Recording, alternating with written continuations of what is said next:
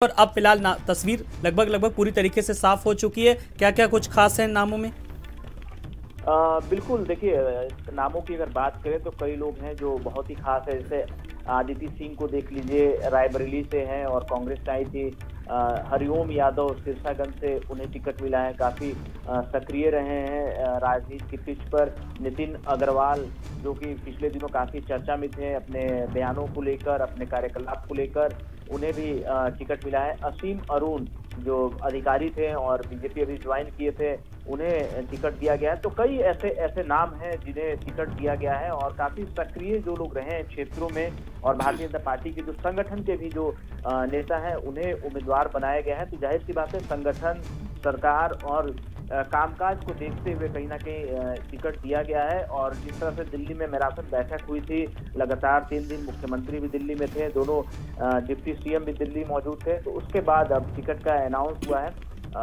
Police अफसरों में अगर बात करें तो असीम अरुण को टिकट मिला है, सतीश महाना को टिकट मिला, महाराजपुर से मंत्री रहे हैं और काफी अपने स्तरीय अपने क्षेत्र में काफी ज्यादा सक्रिय रहते हैं। संजय गंगवार जो कि पीलीभीत से आते हैं, उन्हें टिकट दिया गया। तो अगर इन नामों को, तमाम नाम को अगर देखें तो काफी सक्रिय रहे हैं और कई ऐसे नाम है जो चौंकाने वाले हैं। आदिति सिंह रायबरेली से कांग्रेस पार्टी के काफी कद्दावर रही हैं। राहुल गांधी, प्रियंका गांधी से इनके ताल्लुक बहुत अच्छे रहे हैं। कांग्रेस घराने में इनका बहुत अच्छा संपर्क रहा, वो बीजेपी में आई और उन्हें टिकट दिया गया है। रामवीर उपाध्याय सादाबाद से, उनकी सक्रियता सब लोग जानते हैं, किस तरह से उन्होंने सक्रिय वो रहे लगातार अपने पॉलिटिकल पार्टीज में। असीम अरुण काफी ज्यादा अच्छे अधिकारियों में गिने जाते हैं और कई अच्छे पदों पर वो रहे हैं। अभी भारतीय जनता पार्टी ज्वाइन किया था, उन्हें ज्वाइन कराया गया था और आज उन्हें टिकट दिया गया। तो ये आप मान के चलिए, जो लोग लोकप्रिय रहे हैं उत्तर प्रदेश में, अपने क्षेत्र में जो लोग लोकप्रिय रहे हैं पिछले कई वर्षों से, उन तमाम लोगों को टिकट मिला है। कई लोगों को इनाम भी दिया गया है, एक तरह से रिपीट कराया गया है। सतीश महाना को देख लीजिए, कैबिनेट में काफी ज्यादा सक्रिय रहे हैं, अच्छा काम किया है और मुख्यमंत्री के काफी करीबी भी माने जाते हैं। और इन्वेस्टर समिट को अगर आप याद करें, उनके कार्यकाल को याद करें, उनके मंत्रालय को देखें, तो उन्हें एक तरह से फिर से एक बार मौका दिया गया है, तो इनाम मिला है। तो कई ऐसे लोग हैं जो दूसरे दल से आए हैं और मौजूदा जो भारतीय जनता पार्टी के नेता थे, जो विधायक थे, उन्हें फिर से टिकट दिया गया। तो मैराथन बैठक के बाद ये लिस्ट निकल कर आई। अनूप, तो बिल्कुल हम अपने दर्शकों को बता रहे हैं, मैराथन के बाद फिलहाल लिस्ट सामने है। रवि सर्राफ लगातार हमारे साथ बने हुए हैं। बड़ी खबर हम अपने दर्शकों को बता रहे हैं कि सिकंदराबाद से वीरेंद्र सिंह राणा को टिकट मिला, तो टूंडला से प्रेमपाल धनगर को टिकट। बीजेपी ने जारी की तीसरी लिस्ट। रवि, जिस तरीके से तीसरी लिस्ट को लेकर के बात करें और जो नाम थे, चाहे वो पुलिस कमिश्नर की बात करें, असीम अरुण की बात करें और चाहे वो अदिति सिंह की बात करें, इन नामों को लेकर के कोई ऐसा लग रहा कुछ नया नहीं था। हर शख्स मानो यही कह रहा था कि इनका संभावित है पूरी तरीके से, और चीज आखिर वही नाम सामने आए भी कहीं ना कहीं। बिल्कुल, देखिए जाहिर सी बात है, असीम अरुण अभी ज्वाइन किए थे, ब्रिजलाल जी से उनके बहुत अच्छे संबंध रहे हैं। वो राज्यसभा पहुंचे भारतीय जनता पार्टी से, उन्होंने उसके ज्वाइनिंग कराई भाजपा में और एक अच्छे अधिकारी हैं। और आज भी अधिकारियों की अगर बात करें तो कई अच्छे पदों पर रहे हैं। वो दिल्ली में भी रहे हैं, लखनऊ रहे हैं, उत्तर प्रदेश में रहे, तो उनकी चर्चाएं हर जगह पे होती है। और आज भी ब्यूरोक्रेसी में और अधिकारियों में लोग कहते हैं कि उनको अभी और रहना चाहिए था, अभी पॉलिटिकल करियर उन्हें शुरुआत करना चाहिए था, पर भाजपा में ज्वाइन किए और भाजपा ने उनकी काबिलियत को देखते हुए उन्हें टिकट दिया। जनता तय करेगी उन्हें जिताना है या फिर नहीं जिताना है, और जनता के ऊपर छोड़ते हैं। पर ये अगर जहां तक बात है अधिकारियों में, तो उनकी अच्छी अपनी पकड़ है और एक अच्छे सुलझे हुए इंसान है, उन्हें टिकट मिला। आदिति सिंह के नाम के बारे में अगर चर्चा करें तो पिछले दिनों आप देखिए किस तरह से कांग्रेस पार्टी में उनकी तीखी बातचीत रही लगातार। उसके बाद वो भाजपा ज्वाइन की। हालांकि जब तक वो कांग्रेस पार्टी में थी तब वो शीर्ष नेतृत्व से डायरेक्ट बात करती थी, चाहे राहुल गांधी हो या प्रियंका गांधी हो, उनका एक्सेस कहीं ना कहीं डायरेक्ट था। वो इन नेताओं से डायरेक्ट बातचीत करती थी। वो बीजेपी के संपर्क में आई, बीजेपी ने उन्हें अपना प्रत्याशी घोषित कर दिया। और नामों को अगर देखें तो देखिए, सिकोहाबाद से ओम प्रकाश वर्मा निषाद, सिरसागंज से हरिओम यादव, कासगंज से देवेंद्र सिंह लोधी, सिकंदराबाद से वीरेंद्र सिंह राणा, हाथरस अंजुला माहौर, तो कई जो मौजूदा जो विधायक हैं उनको भी भारतीय जनता पार्टी ने फिर से एक बार मौका दिया है। और पहले से ही जिनकी रिपोर्ट खराब आ रही थी और जिनके नाम लेकर बहुत ज्यादा अटकलें लगाई जा रही थी, कुछ क्षेत्र में सक्रिय नहीं है, वो योजनाओं को नहीं धरातल पे उतार पा रहे हैं, तालमेल सरकार में नहीं बना पा रहे हैं, तो ऐसे नामों को दूर किया गया। पर अगर फिलहाल अभी जो लिस्ट आई है उसमें अगर देखें तो आर्यनगर से सुरेश अवस्थी, किदवई नगर से महेश त्रिवेदी, कानपुर कैंट रघुनंदन भदौरिया, महाराजपुर सतीश महाना बड़े नाम है, कैबिनेट के बड़े नाम है सतीश महाना, माधोगढ़ से मूलचंद, निरंजन, औरई अजा से गौरी शंकर वर्मा, बबीना राजीव पारिछा, झांसी नगर रवि शर्मा, गरोठा जवाहर राजपूत, सिकंदरा अजीत पाल, अकबरपुर रनिया प्रतिभा शुक्ला, बिल्लौर राहुल बच्चा सोनकर। तो एक पूरा कॉम्बिनेशन भारतीय जनता पार्टी ने बनाया। चाहे जातीय समीकरण खुद की अगर बात करें तो जातीय समीकरण को साधते हुए और जो क्षेत्र में जो लोकप्रिय रहे हैं, जो लगातार क्षेत्र में बने रहे हैं, जो क्षेत्र में काम करते रहे, उन नेताओं को भी तरजीह दिया है। संगठन के भी नेता जो है इस लिस्ट में है, जो संगठन में काफी ज्यादा। बिल्कुल रवि, आपने बहुत सही बात कही कि जिन्होंने क्षेत्र में काम किया है, एक जनप्रतिनिधि के तौर पर काम किया है, उनका कहीं ना कहीं रिपीटेशन हुआ है और कहीं ना कहीं उसकी बानगी पहली और जो दूसरी लिस्ट जो जारी हुई थी उसमें साफ तौर पर वो चीज देखने को मिली। तो कहीं ना कहीं रवि कह सकते हैं कि पूरी तरीके से एक संदेशा देने की कोशिश की है कि अगर आपने इलाके में काम किया है तो आपको सीधे तौर पर आपके काम का इनाम मिला है। बिल्कुल अनूप, ये बात बिल्कुल कह सकते हैं कि जिन्होंने अच्छा काम किया है उनको काम का इनाम मिल रहा है और मिलना भी चाहिए, क्योंकि जनता की बहुत आशा और आकांक्षा रहती है और पार्टी की बहुत आशा और आकांक्षा रहती है कि 5 वर्ष उनका विधायक, उनका मंत्री काम करे ताकि फिर से एक बार मौका मिले और सरकार बन पाए। और उत्तर प्रदेश अपने आप में सबसे बड़ा प्रदेश है और कहा जाता है कि उत्तर प्रदेश से जो दिल्ली का जो रास्ता है उत्तर प्रदेश से ही निकलता है। तो ऐसे में भारतीय जनता पार्टी कोई भी कोर कसर नहीं छोड़ना चाहती कहीं से भी कि कोई भी एक चूक हो जाए और प्रदेश में उनकी लोकप्रियता या साख कम हो। तो ऐसे में भारतीय जनता पार्टी ने बहुत मेहनत किया है और पूरा निचोड़ निकाला है। जातीय समीकरण का, सोशल समीकरण का, सक्रियता का रिव्यू हुआ है। कई बार वहां पे सर्वे भी कराया गया। हर एक विधानसभा में प्रदेश लेवल पे अलग सर्वे हुआ है, केंद्र की टीम गई थी उसने अलग सर्वे किया है। तो इन तमाम बिंदुओं को देखते हुए, और ऐसा नहीं कि किसी एक नाम को देखे तो बहुत पैरवी कर आ गया हो या जुगाड़ सिस्टम लगा, ऐसा कुछ भी अभी देखने को नहीं मिल रहा है। पूरी निचोड़ के साथ भारतीय जनता पार्टी जो है टिकट का अनाउंस की है। जातीय समीकरण को देखते हुए, सोशल समीकरण को देखते हुए, सक्रियता को देखते हुए, इन तमाम बिंदुओं को देखते हुए भाजपा लगातार अपने प्रत्याशियों की जो सूची है वो जारी कर रही है। अब जहां तक बात रह रही है 6ठे और 7वें चरण की, तो उसकी भी अब कोर ग्रुप की बैठक जो है 1 से 2 दिन में दिल्ली में बुलाई जाएगी। उस बैठक में फिर आगे की रणनीति, बिल्कुल उस बैठक में आगे की रणनीति पर मंथन होगा।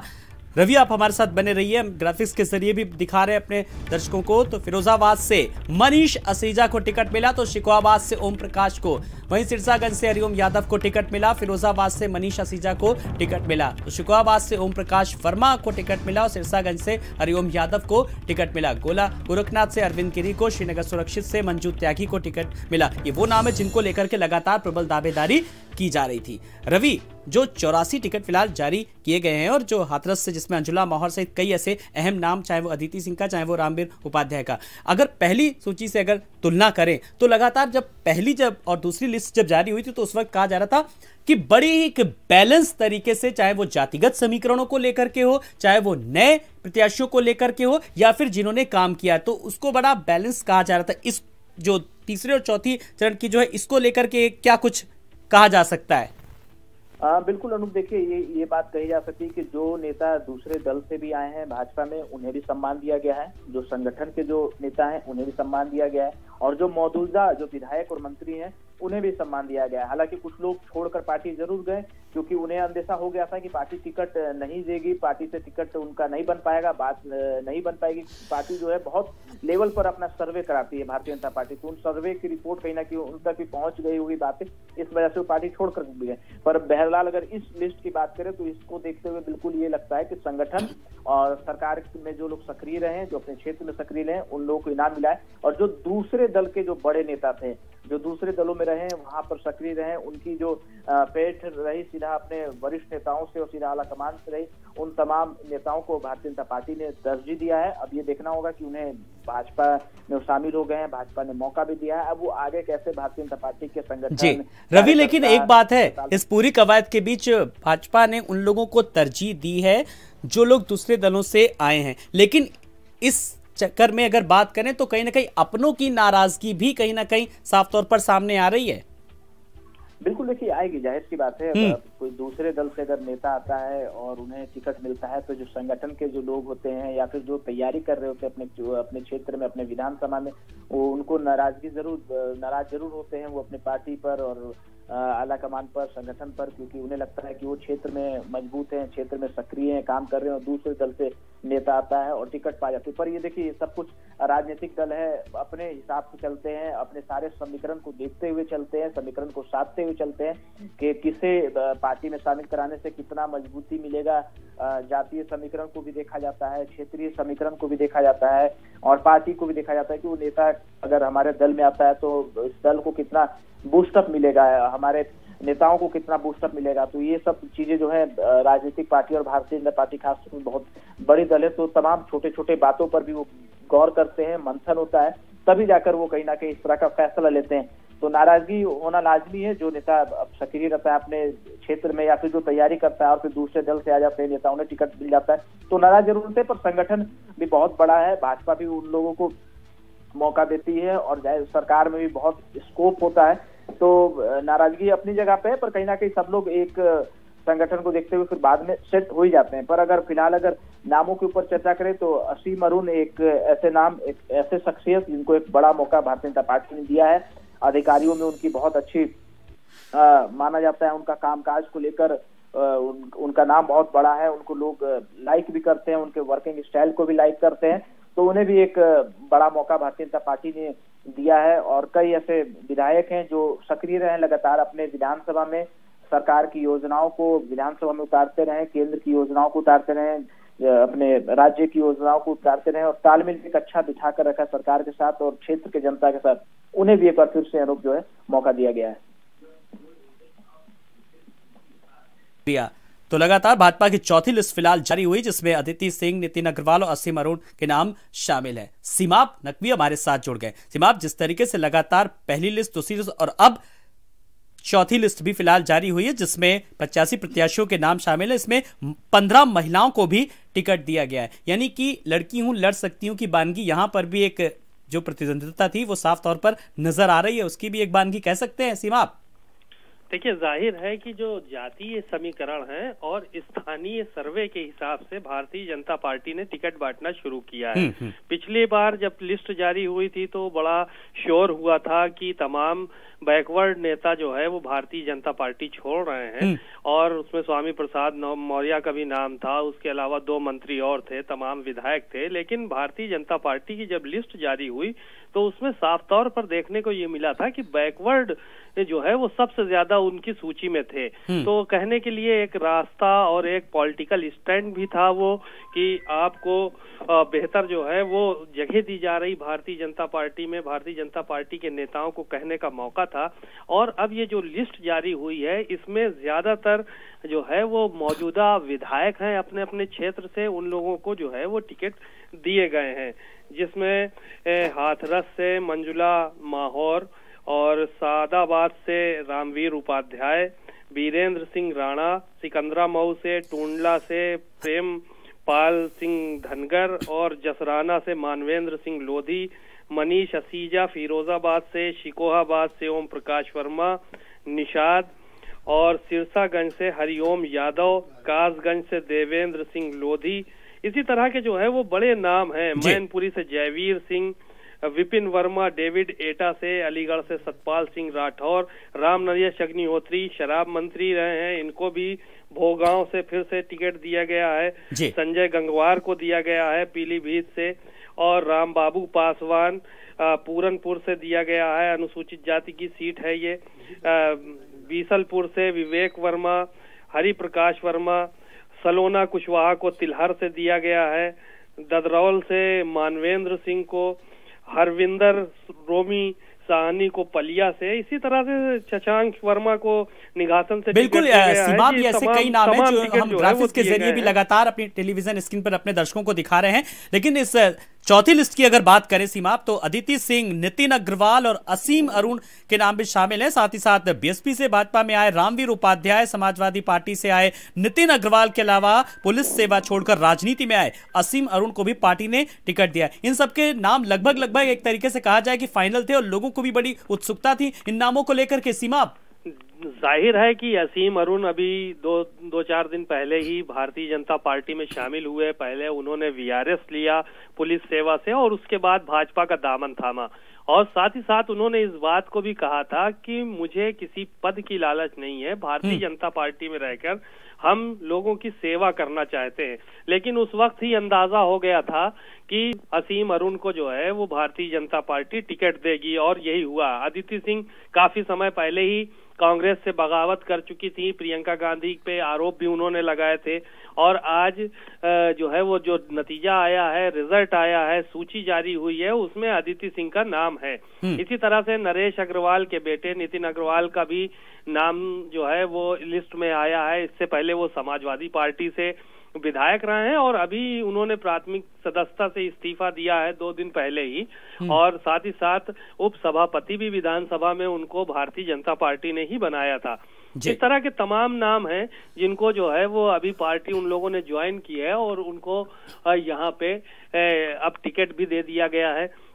साथ ही साथ जाति समीकरण और सर्वे रिपोर्ट के आधार पर ही टिकट दिए जा रहे हैं कि किस जगह पर कौन सा व्यक्ति उपयुक्त होगा, किसकी उपयोगिता कितनी है और कहां से कौन चुनाव जीतने में सक्षम है।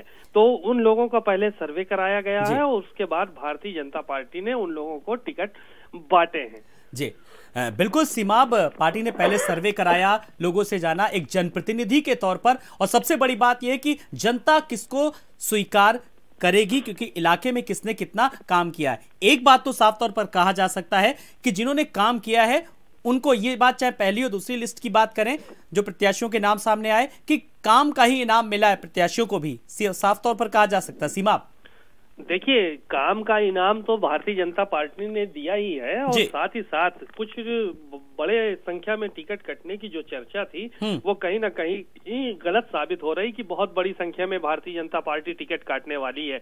इसके पीछे 2 वजह हो सकती है। एक तो भारतीय जनता पार्टी अगर बड़ी संख्या में लोगों के टिकट काटती मौजूदा विधायकों के, तो कहीं ना कहीं उनमें नाराजगी होती और वो भारतीय जनता पार्टी को नुकसान पहुंचा सकते थे। तो इस सब सोची समझी रणनीति के तहत भी भारतीय जनता पार्टी की तरफ से ये कदम उठाया गया है।